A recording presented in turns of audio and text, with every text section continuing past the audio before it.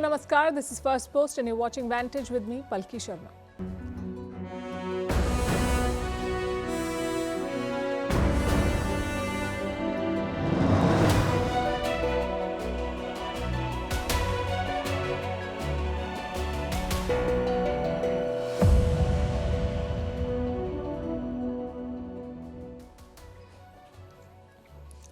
It's India versus Donald Trump. After unleashing the tariff war, the US president is trying to police India's energy deals. He's targeting Russian oil. We'll tell you how New Delhi has responded. China too is defying US pressure, refusing to give in to Trump's demand on Russian and Iranian oil. But Washington's response is remarkably different. We will tell you how. Meanwhile, Trump is doing exactly what he would expect from a Nobel Peace Laureate. He's deploying nuclear submarines near Russia. At home, his team is sounding more like a cult. Social media is comparing it to North Korea. Also in focus, the Iran-Pakistan reset. President Pezeshkian is in Islamabad. We will bring you the highlights of this visit. Amid the Gaza starvation crisis, Israel triggers fresh outrage with the minister visiting the Al-Aqsa Mosque. The United Kingdom wants over 100 crore rupees from India in parking fines. We will explain. What's the $1.5 trillion plastics crisis that experts are warning about? And why are rhino horns being made radioactive, not by poachers, but by scientists? All this and more coming up. The headlines first. Philippine President Ferdinand Marcos Jr. is in India on a 5-day state visit. This is President Marcos' first visit to India since he assumed office in 2022. He will hold talks with Prime Minister Narendra Modi tomorrow. The visit comes as the two countries launched their first joint patrol of the disputed South China Sea. Beijing claims nearly the entirety of the waterway. Cambodia and Thailand begin talks in Malaysia as a fragile ceasefire continues to hold a week after the two sides agreed on it. Defense officials from Cambodia and Thailand are holding these preliminary talks. A key ministerial level meeting has been scheduled for Thursday. The ceasefire ended the worst fighting between the Southeast Asian neighbors in over a decade. A boat carrying mostly Ethiopian migrants sinks off Yemen, killing at least 76 people while dozens more are missing. More than 30 people have been rescued. The accident occurred in southern Yemen. It is a frequent destination for boats smuggling African migrants to the Gulf states. 17 heat records broken in Japan today after the country experienced its hottest ever June and July. The weather agency has warned of severe heat in the coming months as well. With poor rainfall and soaring heat, several dams are almost empty. This has led to fears of water shortage and a poor harvest. And India beat England by just 6 runs in a thrilling 5th test at the Oval. The win helped the Indian team square the test series. Fast bowler Mohammad Siraj was the star performer. This is India's narrowest winning margin in a test match.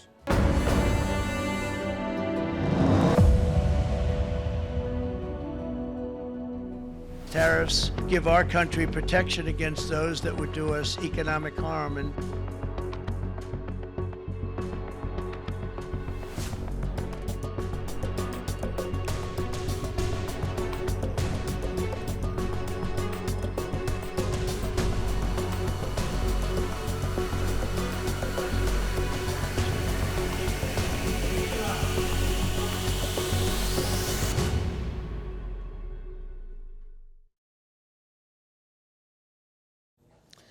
Donald Trump is learning a new harsh lesson, that the world is not his playground. Maybe he can bully his neighbors and allies, but he cannot bully major powers, and proving that is India. First, the US president imposed tariffs on Indian goods, 25% tariffs despite trade talks. Then he introduced a Russia angle. Trump has finally read a newspaper after 3 years. He has realized that India buys oil from Russia. And the revelation has shaken him. So his new obsession is this. Trump wants India to stop buying Russian oil. Just a short while back, he posted on social media. Listen to what he said. India is not only buying massive amounts of Russian oil, they are then, for much of the oil purchase, selling it in the open market for big profits. They don't care how many people in Ukraine are being killed by the Russian war machine. Because of this, I will be substantially raising the tariff paid by India to the USA. Thank you for your attention to this matter. This is Trump's new obsession. attacking India for Russia's war. Last week, his Secretary of State chimed in.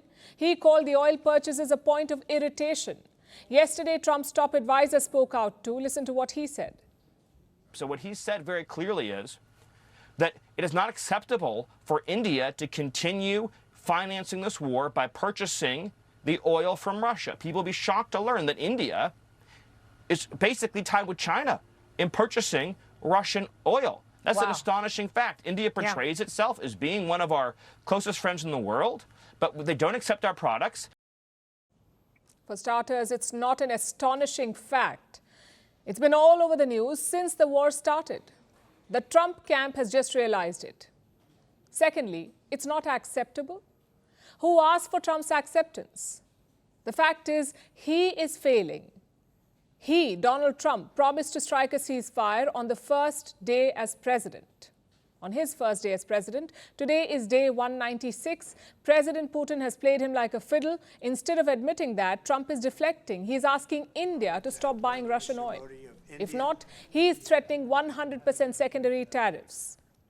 Just one problem, though. India is not playing Trump's game. Reports say there is no ban on Russian crude. This weekend, at least 3 vessels brought Russian crude to India, around 2.2 million barrels of it. So forget ban, forget scaling back, the Russian oil tap continues to be open. As for the ties with Moscow, New Delhi has made its stand clear. Our relationship is time-tested and steady. Our ties with any country, or all the ties that we have with various countries, they stand on their own merit, and they should not be seen from the prism of a third country. As far as India-Russia relations are concerned, we have a steady and time-tested partnership. Let's put this issue in context. Technically, there is no sanction on Russian oil. You're free to buy as much as you want. But the West has scaled back purchases, so naturally Moscow started selling it elsewhere. Enter India. We have scooped up Russian oil at discounts. Before the war in Ukraine, Moscow made up just 2.5% of India's oil imports. Today, it's almost 35%. In fact, Russia is the top crude supplier to India. So Trump is asking a lot from India. He wants us to abandon our top oil supplier. Also, this demand is not isolated. It is part of a series of attacks against India. First, Trump claimed credit for the Pakistan ceasefire. Then he slapped 25% tariffs on India, and now he is adding the Russian angle. Chances are the Indian leadership is losing patience. Prime Minister Modi struck a defiant tone over the weekend. इसलिए भारत को भी अपने आर्थिक हितों को लेकर सजग रहना ही है। हमारे किसान, हमारे लघु उद्योग, हमारे नौजवानों के रोजगार, इनका हित हमारे लिए सर्वोपरि है। अब हम कुछ भी खरीदें तो एक ही तराजू होना चाहिए।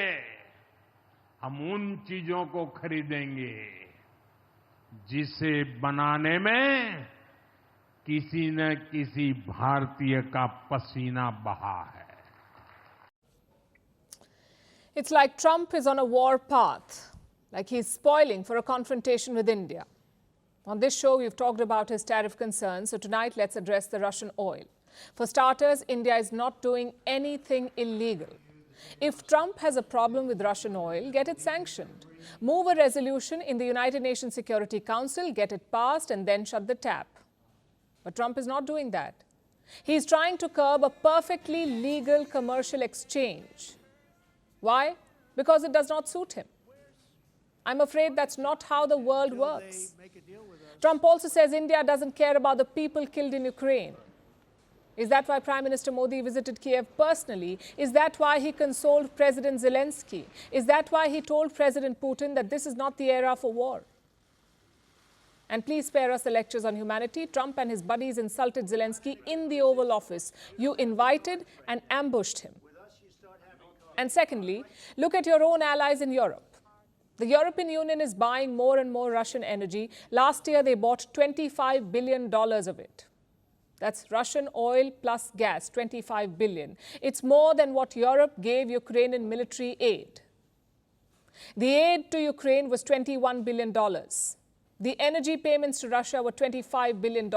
If you think that's absurd, listen to this.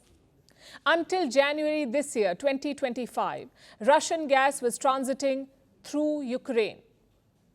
Massive pipelines run from Russia to Europe. Some of them cross over Ukraine.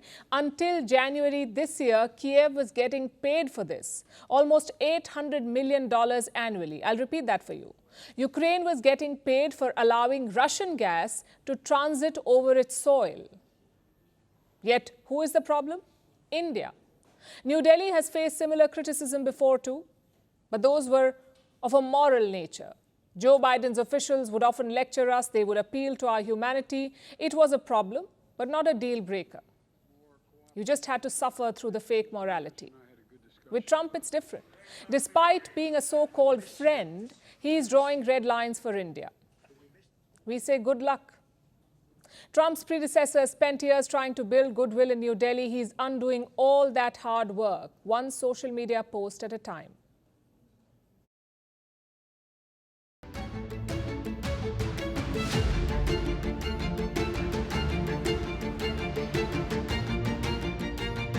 This is kind reciprocal.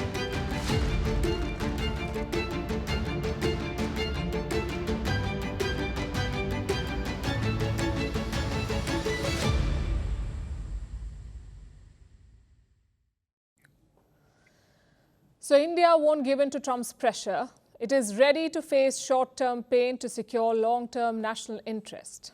And China is taking the same position, it seems. Beijing's trade talks with Washington have stalled. The deadlock is over energy. The US wants China to stop buying oil from Iran and Russia, but Beijing has refused to comply. Last week, both sides met in Stockholm, China and the US. The goal was clear: avoid tariffs, end the impasse, and find common ground. But there's still no deal. China has refused to accept Trump's latest demands. Here's what the Chinese side has said. Coercion and pressuring will not achieve anything. China will firmly defend its sovereignty, security, and development interests. China is among the biggest customers for Iran and Russia. It buys almost all of Iran's oil. We're talking about 80 to 90% of Iran's oil exports. They go to China. That's more than 1 million barrels every day. And this oil fuels China's economy. Remember what happened in June this year? The Americans carried out airstrikes in Iran. They attacked Iranian nuclear sites.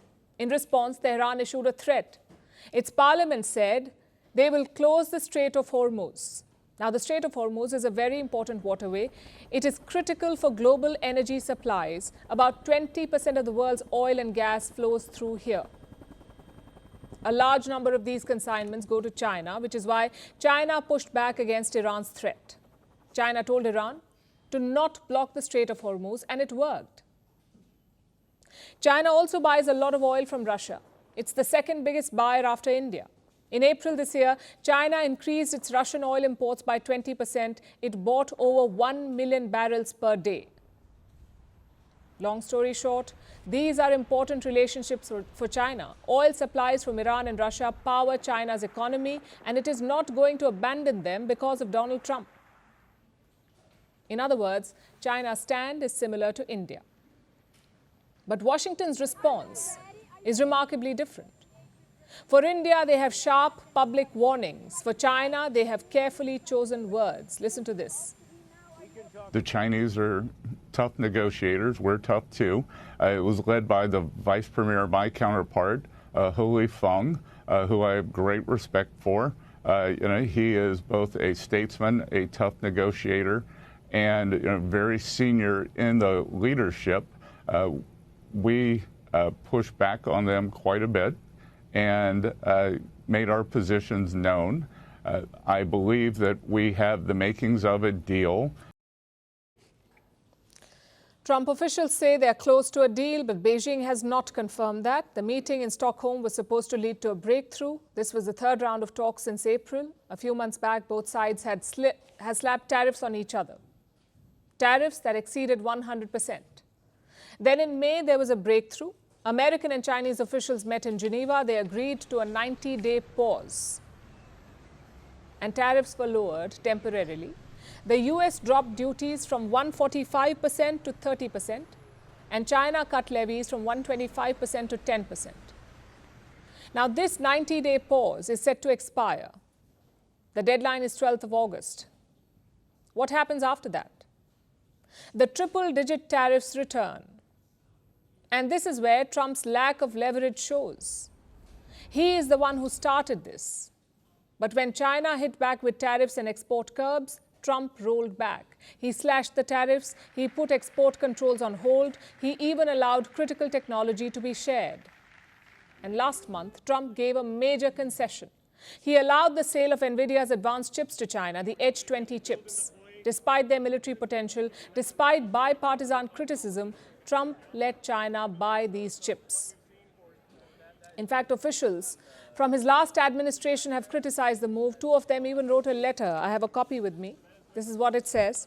We believe this move represents a strategic misstep that endangers the United States' economic and military edge in artificial intelligence, an area increasingly seen as decisive in 21st century global leadership.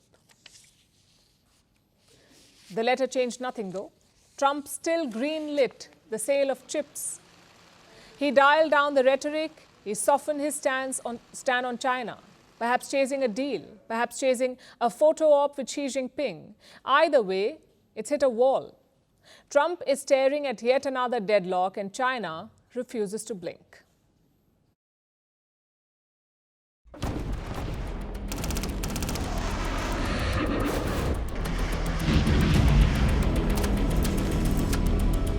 People being killed in that ridiculous war.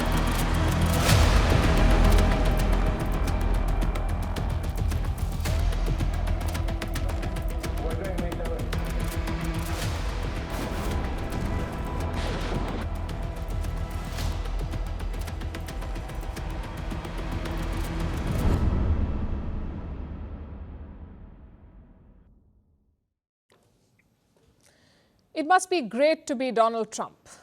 No sense of nuance, no idea about context, just a second-grade understanding of everything. Deficit, bad. Tariffs, good. Missiles, bad. Ceasefire, good. It's great if you're a 5-year-old, but if you're the US president, you expect more maturity and understanding. Look at what he did on Friday. Trump announced that he was moving 2 nuclear submarines. To where? So-called appropriate regions near Russia. And listen to why he did it. Well, we had to do that. We just have to be careful.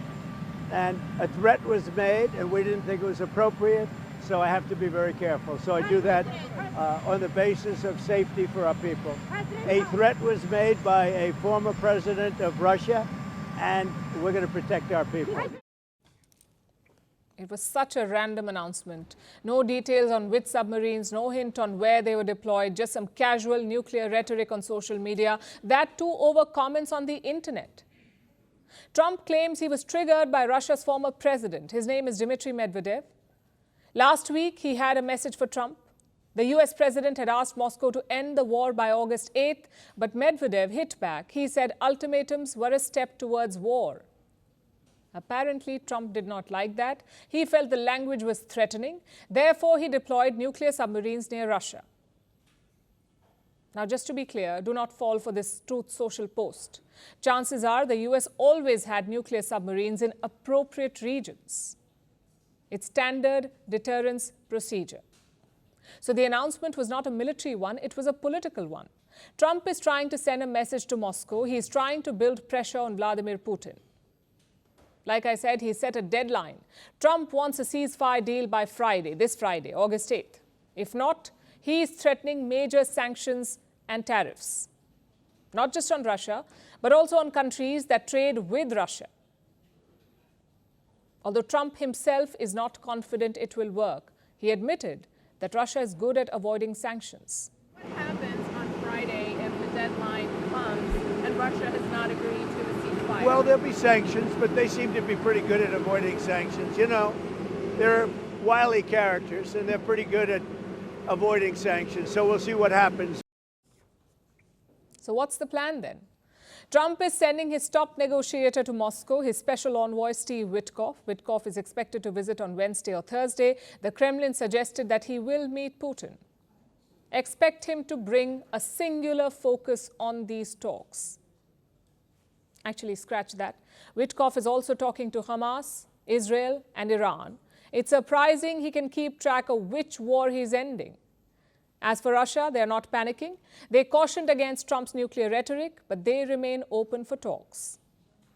Naturally, we think that everyone should be very careful with a nuclear rhetoric.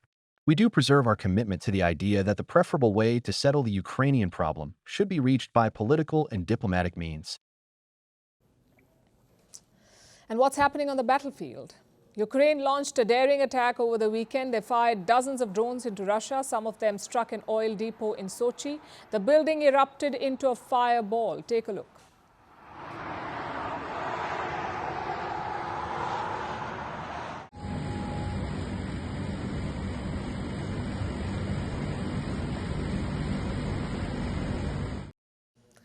This attack was a response to last week. On Thursday, Russia launched a wave of missiles at Ukraine. They mainly struck two cities, Kiev and Mykolaiv.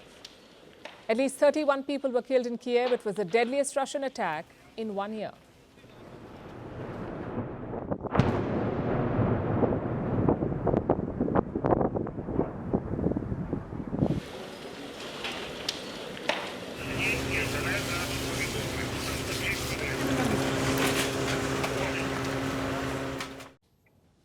That's the aerial battle. On the ground, Russia continues to advance. They have captured a key city in the east, Chasiv Yar. Both sides fought 18 months to control this city, but last week Russia prevailed. In fact, they're making progress across the front line. It makes you wonder, where is this heading? Is Trump making it worse? He certainly underestimated the challenge. He plunged into this peace campaign with no plan. First, he organized talks with Russia. Then he cut off aid to Ukraine. Then he restarted aid to Ukraine. Then he gave Russia 50 days to end the war. Later, he cut that to 10 to 12 days. And finally, he set the Friday deadline. Like I said, Donald Trump appears to have no understanding of this conflict. Did he think asking nicely would help? Does he think 2 nuclear submarines will scare Putin? No, they won't. But such reckless moves do reveal a problem. The problem of having a maverick at the wheel. Just think about it. Has any European country deployed nuclear submarines against Russia? Have they threatened Moscow with nukes? No, they haven't. Because despite their support for Ukraine, they have some red lines. With Donald Trump, who knows? Maybe he'll get bored and abandon Ukraine. Maybe he'll get angry and bomb Russia. This ambiguity is a risk for the entire world.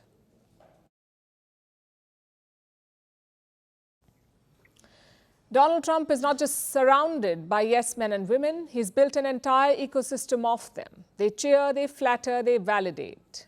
So when reality knocks, he simply doesn't answer. Case in point, the US jobs report for July. Only 73,000 jobs were added last month, in the month of July. 73,000 jobs, that's far below projections. And that's not even the worst part. The worst part is a revision.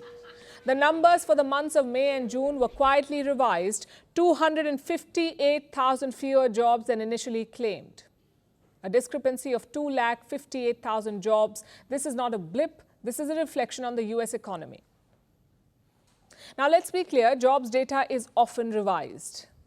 It happens under every administration, but this time it hit a nerve. Because Trump's entire brand rests on this one claim: I built the greatest economy ever. So when you get a weak jobs report, it becomes more than a statistic. It's a personal insult. And if there's one thing Donald Trump does not take well, it is facts that do not flatter him. So of course he lashed out. In fact, let me read out from his post on Truth Social. This is what he said: I have directed my team to fire this Biden political appointee immediately. She will be replaced with someone much more competent and qualified. In my opinion, today's jobs numbers were rigged in order to make the Republicans and me look bad. So Trump has fired the head of the Bureau of Labor Statistics. That's the agency that releases the jobs report. And why was she fired? Because the US president says the data is fake. Of course, he's given no evidence for it, which is classic Donald Trump. I've had issues with the numbers for a long time, but we're doing so well. I believe the numbers were phony, just like they were before the election, and there were other times. So you know what I did? I fired her. And you know what? I did the right thing. But the move has raised questions. For decades, US economic data was free of political bias. This sacking undermines that credibility. Although Trump officials were quick to justify it, Trump's trade advisor summed it up best. He said, and I'm quoting, "The president is the president." Translation: in Trump's America, truth bends to power. So imagine if the revision in the data, so the correction of errors, is 5 times bigger than the number itself. Then that makes you wonder, well, can I believe this number at all? And I think that that's actually something that needs to be fixed. It needs to be fixed fast. And it's not a first. This is not Trump's first tango with firing competent people. He did it during his first term too. Although back then there were a few grown-ups in the room, a few officials who pushed back. This time that guardrail is gone. Trump has nominated a group of diehards. We saw that during the cabinet meeting. It was almost like a fan convention. Officials gushed about Trump's leadership. They raved about his policies. Social media even compared it to North Korea. The officials sounded less like public servants and more like hype men and women, echoing every whim, amplifying every impulse. If he says it's raining, they will bring an umbrella to a desert. If he calls gravity a hoax, they will jump off a building to prove him right. And if you think this sounds like a cult, you're not wrong. The dynamics are textbook. Look at the way Trump talks about his White House press secretary, Caroline Leavitt. She's become a star. It's that face. It's that brain. It's those lips, the way they move. They move like she's a machine gun. She's a star. She's a great person, actually. But I don't think anybody has ever had a better press secretary than Caroline. You heard it right. This is what the US president said, the way those lips move. It's not just creepy, it's workplace harassment wrapped in a compliment. And no one on his team called it out, not even Caroline Leavitt herself. Why? Because you can never question Donald Trump. His officials do not challenge him, they echo him, erasing the line between loyalty and servitude. Happy with you. Great job. Thank you very much. So the question now is not whether Trump's White House has become a cult. It does badly look like one. The question is there anyone left to say no?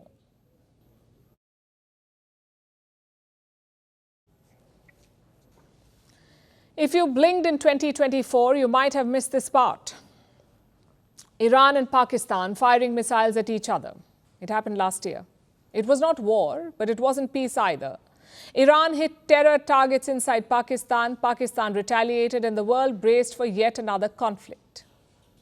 That was last year. Fast forward to today, and things are very different. Iran's president, Masoud Pezeshkian, is in Islamabad. He shook hands with Prime Minister Shehbaz Sharif. The two leaders toasted to so-called brotherhood, and they're now eyeing trade deals. Clearly, something has changed, and that's what we'll discuss tonight. What has changed? Iran and Pakistan share a long history. Iran, in fact, was the first country to recognize Pakistan after independence. The Shah of Iran was an early backer of Islamabad, but since the Iranian Revolution in 1979, relations have been something of a roller coaster. The two countries share a long border, 900 kilometers long. It slices through the volatile Baloch heartland. And this means two provinces, Sistan Baluchistan in Iran and Balochistan in Pakistan. They're both restive, both underdeveloped, and both home to militants. The porous border makes it easy for militants to slip across. Both sides accuse each other of harboring terrorists. There have been 15 cross-border incidents in the last decade. The leaders have acknowledged this. They're promising better border management, also effective steps against terrorism, which is ironical because that is Pakistan's biggest export. It harbors terrorists and supports terror factories. Although here the subtext was clear, let's stop blaming each other and start trading instead. That's what Iran and Pakistan are trying to do. Currently, bilateral trade stands at around $3 billion. The new goal is $10 billion, which of course won't be easy. Both sides know that. They have signed 12 MOUs, 12 memorandums of understanding. They range from agriculture to the IT sector. There's also a push to formalize informal trade, like cheap Iranian oil or Pakistani rice. They are already traded through grey zones. The idea is to regulate and tax it. Having said that, this summit was not just about trade. Pakistan openly backed Iran's nuclear program, or what it calls Iran's right to peaceful nuclear energy. Note the words there. Shehbaz Sharif added the word peaceful. That does not change the statement, though. And it's important because just weeks ago, Washington bombed Iran's nuclear sites. So Sharif's statement was almost a balancing act. Enough rhetorical warmth for Tehran and no burnt bridges with Washington. Pakistan का जनाब सदर असूली मौक़िफ़ है कि Iran को पुरअमन मकासद के लिए अक़वाम मुत्तहिदा के चार्टर के मुताबिक पुरअमन मकासद के लिए आपको जौहरी ताकत हासिल करने का पूरा हक हासिल है और मैं समझता हूँ कि इसके लिए पाकिस्तान ईरान के असूली मौक़िफ़ के साथ खड़ा है. And then there's the Israel factor. Both have condemned the bombing of Gaza. Both have decried Western hypocrisy. But again, Islamabad's solidarity is vocal, not material. Iran is locked in a direct shadow war with Israel. It sees itself as the tip of the spear. Pakistan, on the other hand, is more like the guy in the back of the crowd, nodding vigorously, but staying off the front lines. मैं समझता हूँ जनाब सदर कि हालिया जून में जो Israel ने बग़ैर किसी वजह के बग़ैर किसी ठोस कॉज के जो ईरान के ख़िलाफ़ जारियत की, मैं नहीं, मेरी हुकूमत ने नहीं, बल्कि पाकिस्तान के 24 करोड़ अवाम ने उसकी भरपूर मज़म्मत की और मैं समझता हूँ कि कोई जवाब नहीं था इस जंग का. این تجاوزات بار دیگر ضرورت اجماع منطقه‌ای و جهانی علیه اقدامات قانون شکنانه رژیم صهیونیستی را آشکار کرد. So on paper, the Pakistan-Iran reset looks promising. Trade targets, cultural cooperation, better border security, and a rare display of diplomatic alignment. But you see, paper burns fast in this part of the world. The shared border remains volatile. Regional alignments are all minefields, and Pakistan's own internal stability is far from guaranteed. So will they be better neighbors? Or is this visit just about better optics? The thing is, one visit cannot erase decades of distrust. But sometimes even cautious cooperation counts, especially when the alternative is mutual destruction.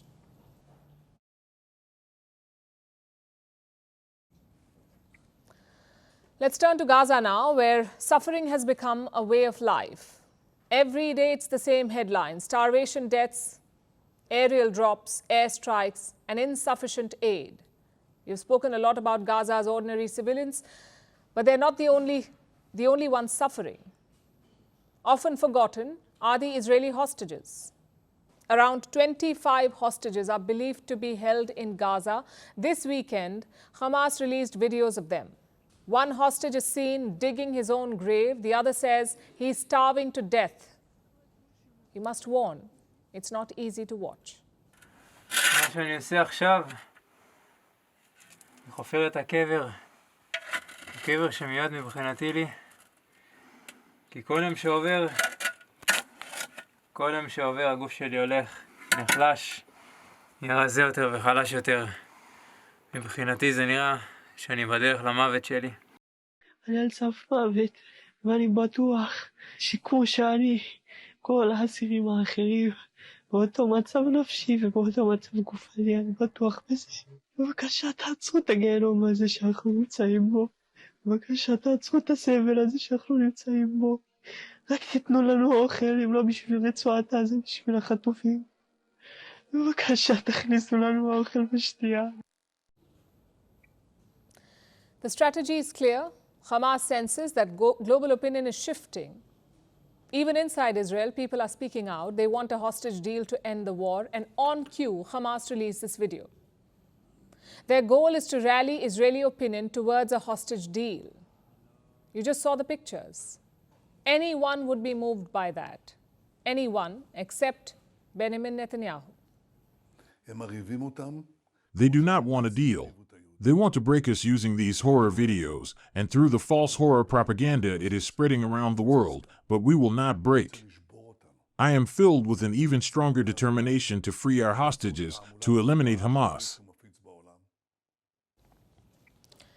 It's a battle of narrative. Israel's foreign minister has left for New York. He will attend a special session of the United Nations Security Council.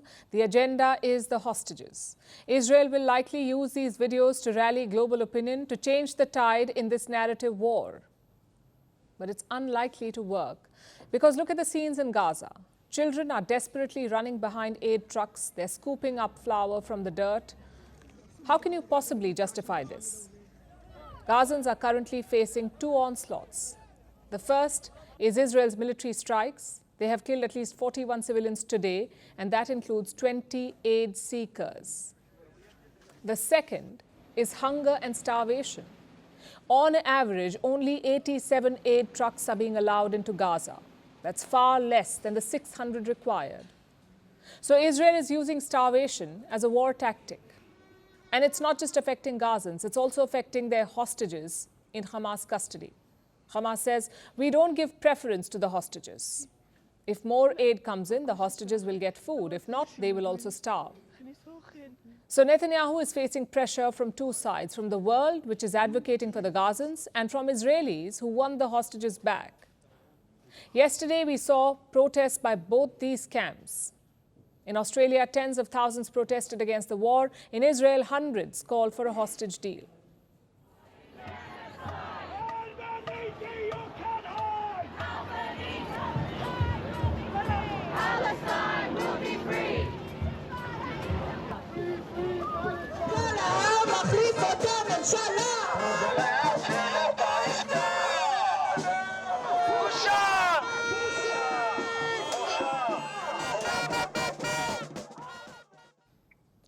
What about the peace talks? Trump's envoy Steve Witkoff visited West Asia last week, but like I said, he's on a detour. He will switch to ending the Ukraine war this week. So maybe next week he'll be back to Gaza. Frankly, it's absurd. The ceasefire talks broke down in Doha last month. Reports say Israel may not want to revive them. Apparently, Netanyahu is chasing a military solution. He wants to free the hostages using force. Meanwhile, the war will continue. Netanyahu may not openly say it in as many words, but his political allies are, like far-right minister Itamar Ben-Gvir. He did something very provocative yesterday. Ben-Gvir led a group of Jews to the Al-Aqsa compound in East Jerusalem. This is a disputed site, Al-Aqsa. Jews call it the Temple Mount, and Muslims call it the Haram al-Sharif.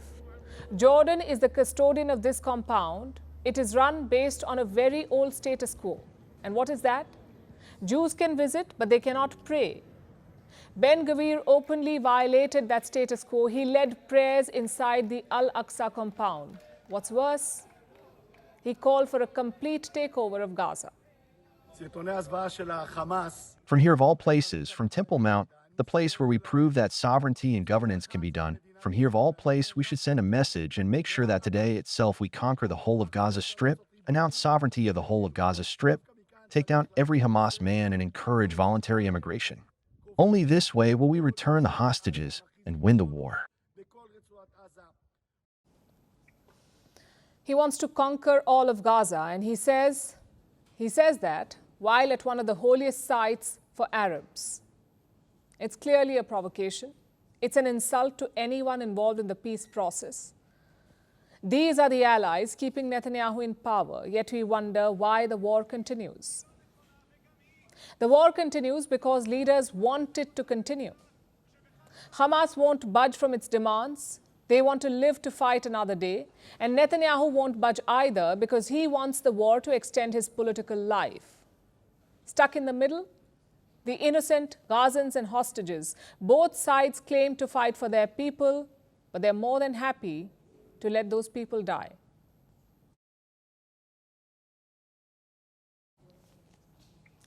Now let's talk about a controversy brewing in Britain. India's former colonizer is demanding more dues, not reparations, not a return of the looted treasures. It has delivered a parking bill to the Indian mission in London. The UK says the Indian mission owes £9 million. What for? A fee called the congestion charge. It's £15 a day for any vehicle that enters central London. On paper, it's a tax that applies to everyone. But when it comes to diplomats, the rules are different. Under international law, diplomats do not pay taxes. That's what Article 34 of the Vienna Convention says. And India argues that this is a tax, not a service fee. In fact, India is not the only one. Britain wants to collect millions from other countries too. As of 2024, the US owes at least £15 million, Japan owes 10, and they've both refused to pay, just like India. Our next report has more. £9.1 million. That's the bill. According to Britain, this is what India owes for driving diplomatic vehicles through central London. For not paying what's called the congestion charge. It is £15 a day. It is applied to any vehicle entering designated zones in London. But when it comes to diplomatic missions, the rules aren't that simple. India believes the UK is trying to charge a tax. Under international rules, diplomats are exempt from paying taxes. That's what Article 34 of the Vienna Convention on Diplomatic Relations states. It's a treaty the UK signed in 1961. So this isn't about paying or not paying. It's about definition of the congestion charge. Is this a user fee like parking?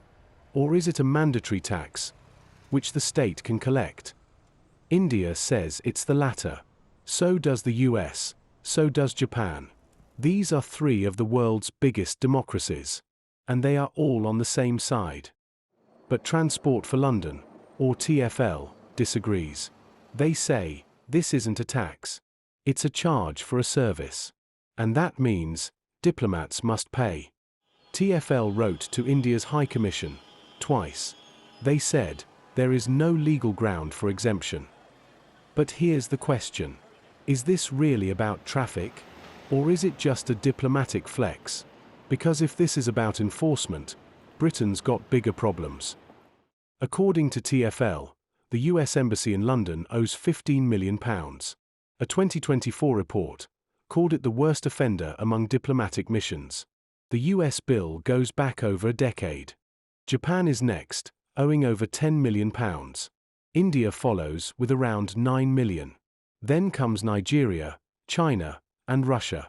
In total, embassies in London owe more than £143 million. The charge itself is simple. £15 a day.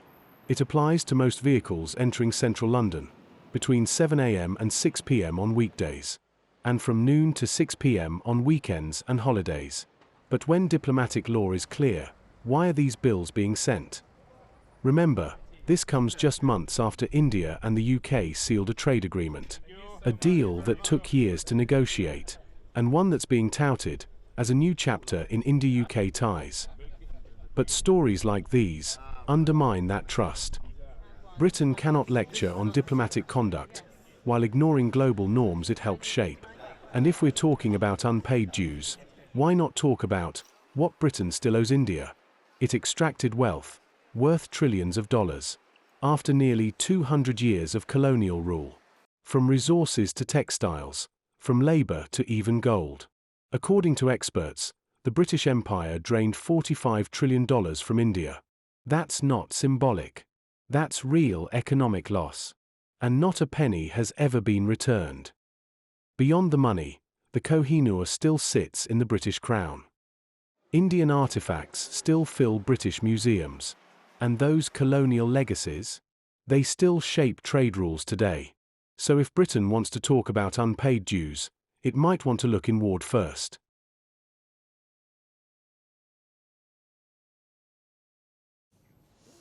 When plastic was first invented more than a century ago, it was hailed as revolutionary.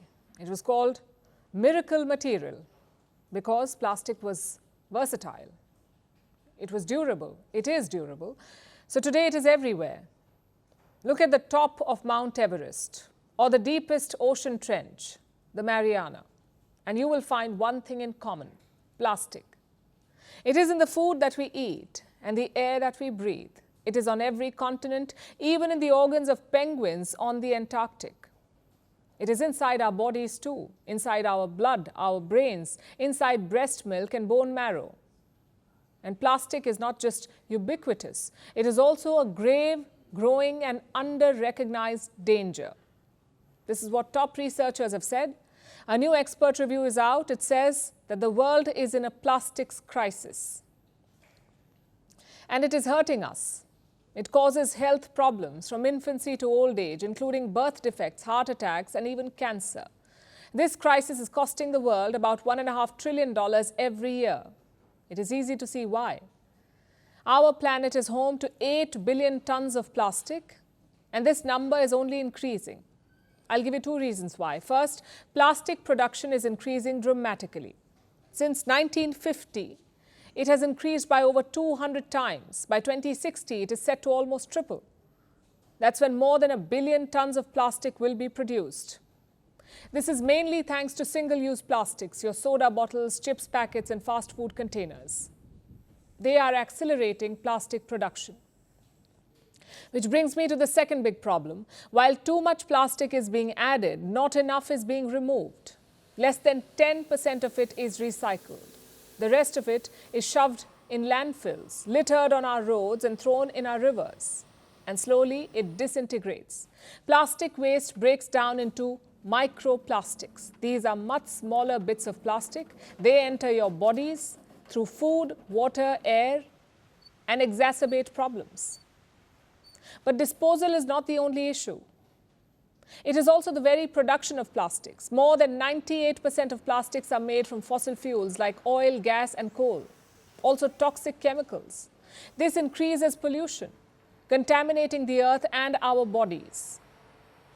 So how do we fix this? Single-use plastics are the main problem, so shifting to paper straws or paper bags can help. But it cannot solve the problem, because this issue is not about a few people. This is a global policy issue.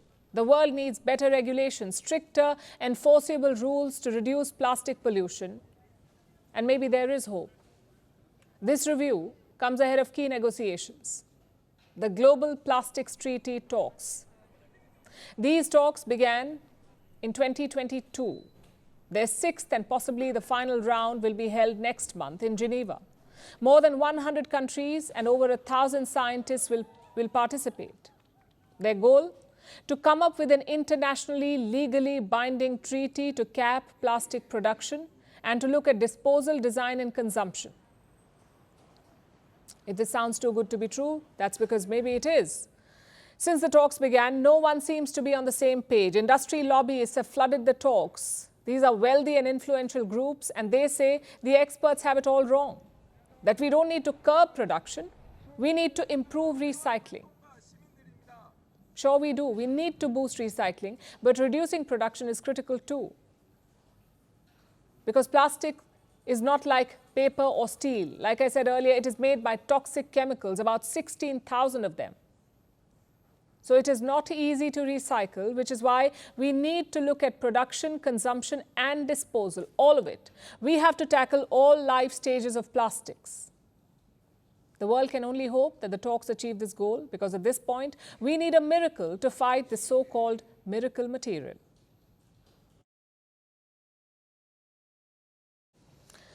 The animal, mighty rhinoceros. The superpower, radioactive horns. Our next story sounds like it is straight out of an animal superhero movie, except this is happening in real life, in South Africa to be specific. Researchers are making rhino horns radioactive. They are injecting nuclear material inside the horns to give the animals a protective shield of their own.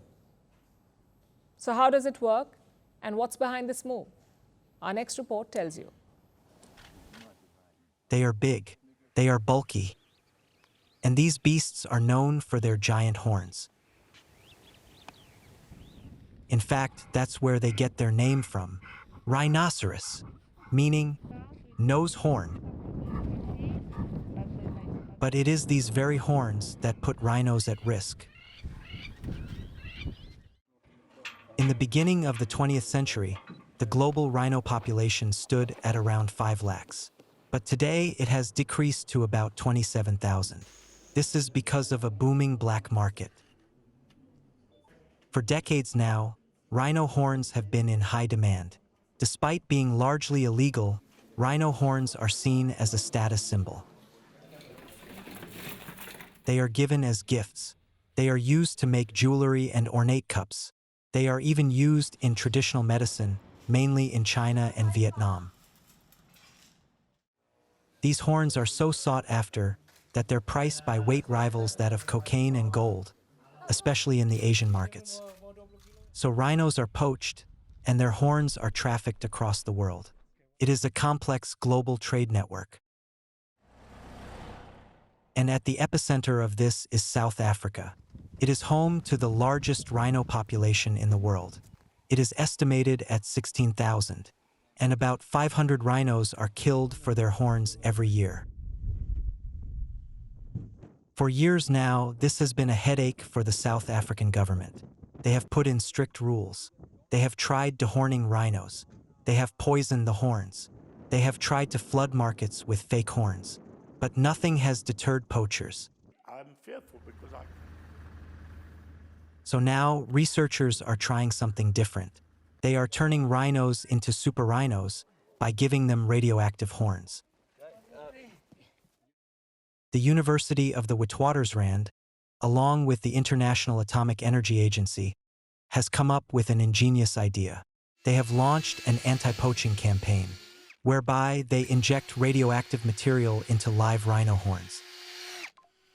The study began last year. It involved 20 rhinos, and here's what it has confirmed. The process is completely harmless. While the rhinos are sleeping, their horns are injected. They don't feel any pain, but what happens next helps protect them. The radiation makes the horns easy to detect. Airports and border patrols have radiation detectors. The nuclear material in horns will set them off, leading to the arrest of traffickers. So you're using radioactive material, small quantities of it, inserted into the horn of a rhino, which is like then putting a massive bright light into the horn that no one can turn off. It stays there, and as it goes across borders, the detectors are in place that can pick it up. You can't take it through any airport, any harbour, any customs office. Sirens go off. This could be the holy grail to save the species. Plus, the injection poisons the horn, making it bad for consumption. So the value of horns is expected to fall in black markets. By making the horns radioactive, we are making those horns, devaluing those horns in the eyes of the poacher and the end users. No one wants a radioactive horn. This is a radical solution. Experts say it will help, but it is not the end game. They are demanding stricter and better enforced policies that can bring an end to this crisis. Until then, South Africa hopes that the radioactive rhino horns can disrupt the flow of smuggling, help map out illegal channels, and importantly, force poachers to pull in their horns.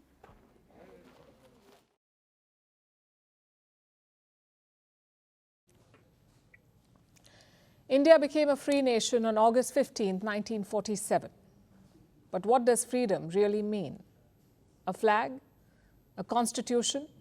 A memory? Or does it mean the right to choose our own allies, to build billion-dollar companies, to launch rockets, to run the world's biggest election? India's story is no longer just about breaking free. It's about breaking through. From diplomacy to defense, from cricket fields to Chandrayaan, from yoga to UPI, for the next 11 days, we will take you on a journey through the stories that define India at 78, a country that's still young, but already rewriting the rules of the modern world. This is the India story.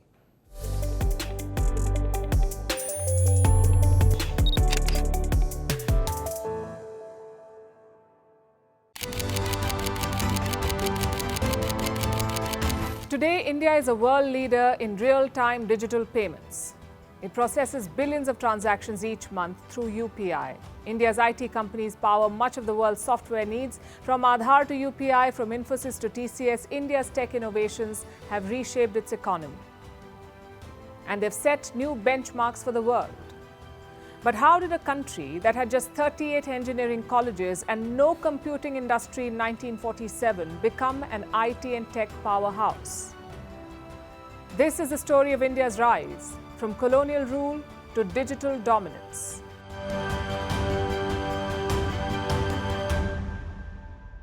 When the British rule ended, India inherited a battered economy. The British ignored education, science, and industry. For a population of 350 million in 1947, we had less than 40 engineering colleges, and only 3,000 students were training in technical fields. But within decades, India became a global leader in software and digital infra. This transformation was not swift, and it was not accidental. It was the result of landmark policy changes, scientific ambition, and relentless enterprise. Our story begins in 1950, when India opened IIT Kharagpur. IIT stands for Indian Institutes of Technology. Today, they are the country's top institutes in science and tech. But the beginnings were humble. IIT Kharagpur started with just 10 departments, 42 teachers, and 224 students. And guess where they set up the institute? In what used to be a colonial detention camp. I suppose it was a symbolic choice. Then Prime Minister Jawaharlal Nehru was bullish about these plans. He was India's first Prime Minister. He wanted to use science to rebuild the nation. Over the next decade, 4 more IITs were set up. IIT Bombay in 1958, IIT Madras and IIT Kanpur in 1959, and IIT Delhi in 1961. These institutes were modeled on MIT, the Massachusetts Institute of Technology in the US. India wanted institutes that did not just produce engineers, but also led research and industrial transformation. Around the same time in Mumbai, the groundwork for India's digital future was being laid. We have now reached the Tata Institute of Fundamental Research, TIFR. In 1954, they embarked on an ambitious project. A 6-member team was set up, and this was the man in charge, R. Narasimhan. Narasimhan was a young professor. He was recruited by Homi J. Bhabha, the father of India's nuclear program. Narasimhan and 5 other scientists set out to build a computer. None of them had seen one before. All they had were blueprints and passion. 5 years later, they delivered the TFRAC, the Tata Institute of Fundamental Research Automatic Calculator. This was Asia's first indigenous digital computer. It put India on the global computing map. This was the modest beginning of India's journey towards tech supremacy. The first 2 decades were mostly about laying the foundation. Then in 1968, our story takes a defining turn. When Indian industrialist J.R.D. Tata had an idea, he wanted to modernize the Tata Group. He wanted to use computers to process data, and for this, he recruited Fakir Chand Kohli, an engineer and manager at Tata Electric. Kohli was given a new mission: to build a team that could master computer technology and help the Tatas automate their businesses. That's when TCS, Tata Consultancy Services, was born. TCS started small. It developed technologies to manage punch cards and payrolls. But Kohli had a bigger vision. He believed they should not limit themselves. They should offer these services to the whole world. And here is how Kohli put it. Many years ago, there was an industrial revolution. We missed it for reasons beyond our control. Today, there is a new revolution, a revolution in information technology. If we miss this opportunity, those who follow us will not forgive us. Kohli did not miss the opportunity. He took a giant leap. He convinced the Tata Group to take on foreign clients. And that's how TCS grew from a modest data processing firm to one of the largest IT companies in the world. Their first major software deal came in 1974. TCS was asked to develop and deliver software for Burroughs. It was a leading American computer manufacturer at the time. And this was the origin of the IT outsourcing boom. There was no local demand for software and regulations were strict. So Indian firms sent engineers abroad to write code. It was an export model born of necessity, and it delivered results that few had envisioned. In 1977, a protectionist policy was in place, and it unintentionally helped our tech industry. That year, India had expelled multinationals like IBM. This was over foreign equity rules. So homegrown firms filled the gap, and more players entered the field. Like Shiv Nadar's HCL. They seized the opportunity. They started providing computing solutions. Then came the major turning points. In 1984, India introduced a new computer policy. This was under the government of Rajiv Gandhi. Tariffs were cut and licensing barriers for software exports were removed. In 1991, sweeping economic reforms liberalized the Indian economy. And for the software industry, there was no looking back. Exports rose exponentially. The world now turned to Indian IT players, not just for cheap labor, but also for reliable, high-quality services. This momentum gave birth to India's IT giants and cemented the legacy of older players. Infosys, Wipro, TCS, the companies boomed. Bengaluru became the Silicon Valley of the East. India's engineers fueled the global tech economy, and over the last decade, India has leveraged this prowess. It has used this know-how to solve its own problems. It has built digital infrastructure for its people and delivered breakthrough innovations like the UPI, the Unified Payments Interface. It was launched in 2016 by the Narendra Modi government. It turned smartphones into banks. It made payments as easy as a tap on a screen. By 2025, UPI set a record. It accounts for nearly 84% of all digital transactions in India. We lead the world in real-time payments. Similarly, the JAM Trinity had a sweeping effect on Indian banking. JAM is an acronym. It combines three powerful innovations. J stands for Jan Dhan bank accounts, zero balance accounts under India's financial inclusion program. A stands for Aadhaar, India's unique ID system, and M stands for mobile connectivity. It transformed welfare and financial inclusion, especially in rural India. It gave the poor access to banking. It enabled direct bank transfers of subsidies. So money was transferred directly to recipients without any leakage. Identities can be verified with a thumbprint, and welfare was distributed directly, without corruption or delay. These innovations are not just efficient, they are democratic, they are cost-effective, and they reach the last mile. Even Western economies have studied India's model. The United Nations has praised UPI for enabling financial inclusion.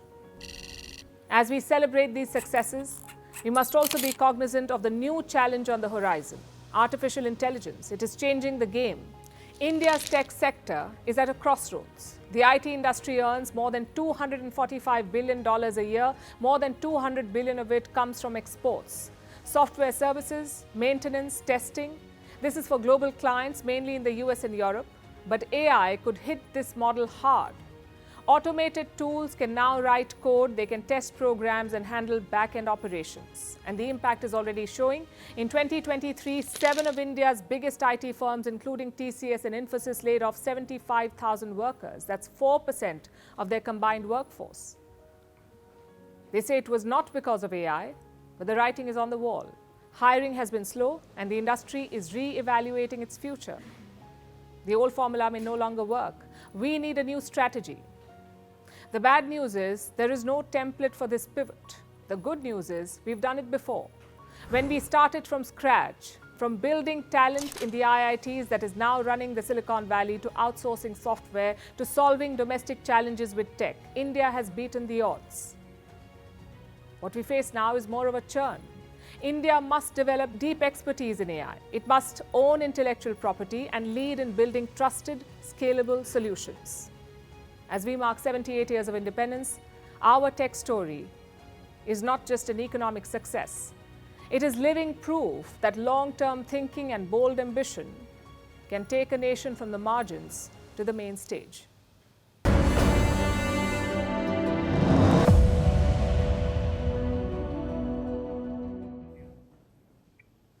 It's a big day for Indian cricket. The men's team narrowly defeated England in London. Nobody expected us to win today, so the result came as a pleasant surprise. But it has also triggered a lot of online banter, mostly thanks to the timing.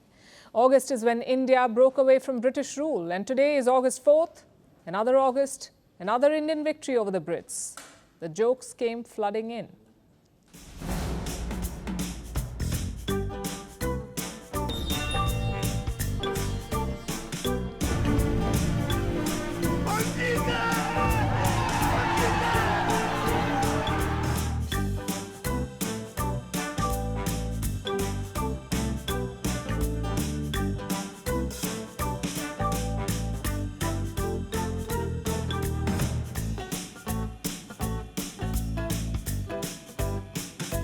Everybody wants to know what I would do if I didn't win. I guess we'll never know. Now, bowler! Yeah! Yeah! We got them! Yippee! Guys, we have this time. I think India's gonna kill it.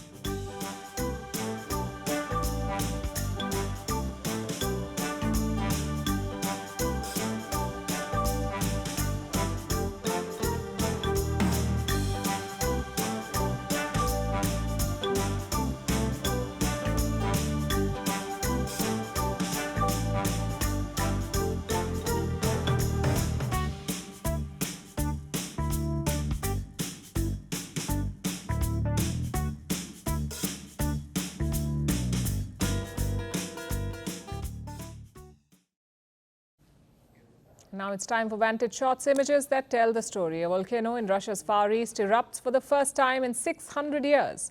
Heavy rain batters southern Taiwan, and Chinese robot soccer teams train for World Humanoid Robot Games. Finally, we're taking you back in history. On this day in 1944, Anne Frank was caught with her family by the Nazis. The Gestapo seized everything, but her diary was later recovered. After the Second World War, it was published as the diary of a young girl. It became one of the most powerful testimonies of the Holocaust. We are leaving you on that note. Thank you for watching. We'll see you tomorrow.